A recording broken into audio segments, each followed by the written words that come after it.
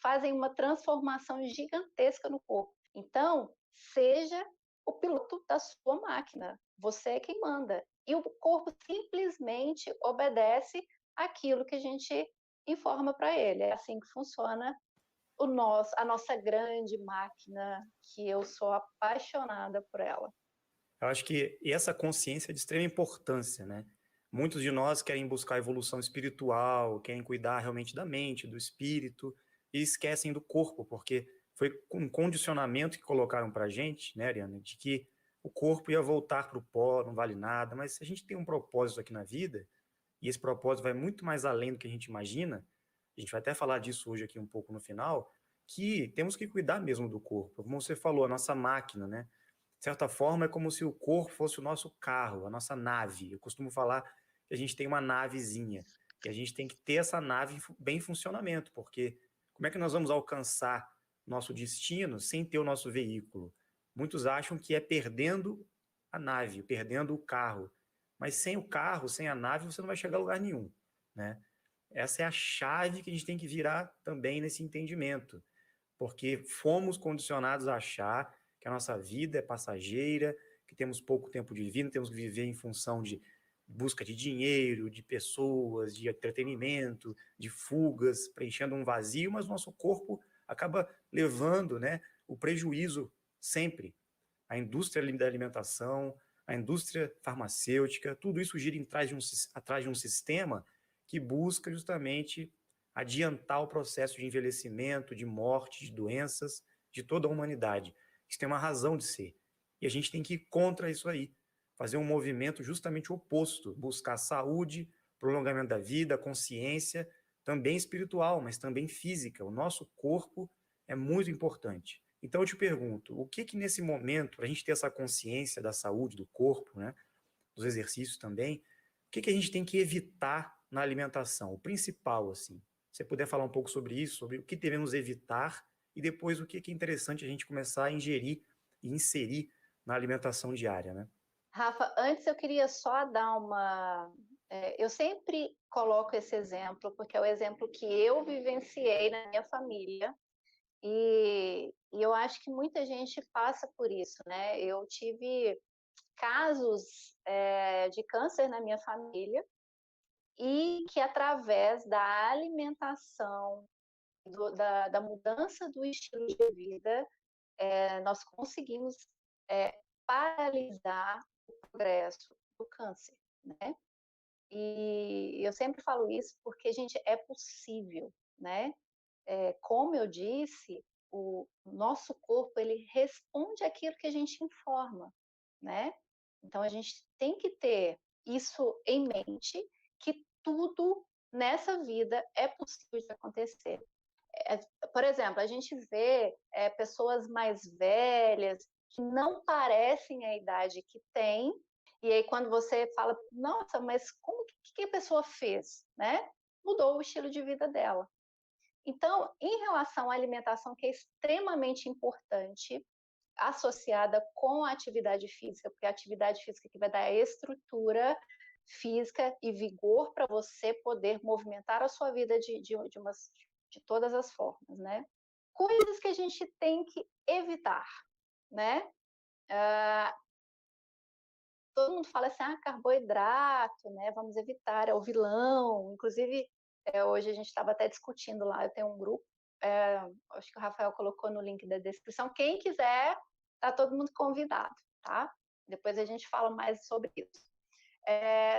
Carboidrato é vilão? Bom, depende. Biscoitos recheados, os industrializados, né? Os pacotinhos. Por quê, pessoal? As massas também, a farinha de trigo. Porque quando a gente consome esses alimentos, eles não vão dar nutrientes que eu preciso, né? Você vai comer e o que eles fazem é disparar o índice glicêmico, vai dar um pico de insulina e isso vai gerar inflamação no corpo. Então, gerando inflamação no corpo, se você continua a consumir esse tipo de alimento, pode predispor a alguma doença crônica, uma doença coronariana, alguma alteração degenerativa cerebral, isso pode acontecer. Então, são calorias vazias que a gente fala, né? Os alimentos industrializados, eles não têm nutrientes para repor todo aquele processo celular ali que está acontecendo para eu viver diariamente. Então, alimentos que a gente tem que evitar e, se possível, abolir. Os alimentos industrializados, com certeza. Então, pessoal, alimentos que a gente tem que evitar são os alimentos industrializados. Olhar no rótulo os ingredientes. Se tiver nome que vocês não conhecem, não compre. Biscoitos de saquinho, né? Os embutidos que tem nitrito, nitrato, isso tudo faz muito mal para a saúde. Na verdade, uma dica, não sei se vocês já notaram, mas quando a gente entra no supermercado, tudo que é mais natural e vai fazer bem mais pela sua saúde está na área externa das gôndolas, sabe? E o que a gente faz? Passa cada gôndolazinha, né? Porque tem lá as latinhas, os pacotinhos, e esses alimentos que são bem atrativos não fazem bem à saúde. Então, o ideal é a gente entrar no supermercado e começar pela área externa a essas gôndolas aí do centro do supermercado, que é ali onde vai estar os alimentos mais naturais e que com certeza vão fazer a diferença na saúde de vocês. A Tatiana pergunta: existe uma solução para quem não come carne? Tem solução ou ela realmente é a mola propulsora da nossa evolução? Ela acredita que não somos só o que nós comemos, né, fisicamente. Então, muitas pessoas que são vegetarianas, né, veganas, inclusive, estão questionando a gente, porque nós falamos que a carne é importante, né, para a nossa nutrição, para o nosso desenvolvimento. Podia falar um pouco sobre isso, acho que é importante, é um tema que está muito em pauta aí esses dias. Bom, atenção veganos, primeiro, gente, nós não somos obrigados a comer absolutamente nada, somos donos da nossa própria vida, né? E se eu como alguma coisa que para fulano faz bem e para mim não faz, não justifica eu comer, né? O que é ideal? Fazer exames laboratoriais para ver fator nutricional.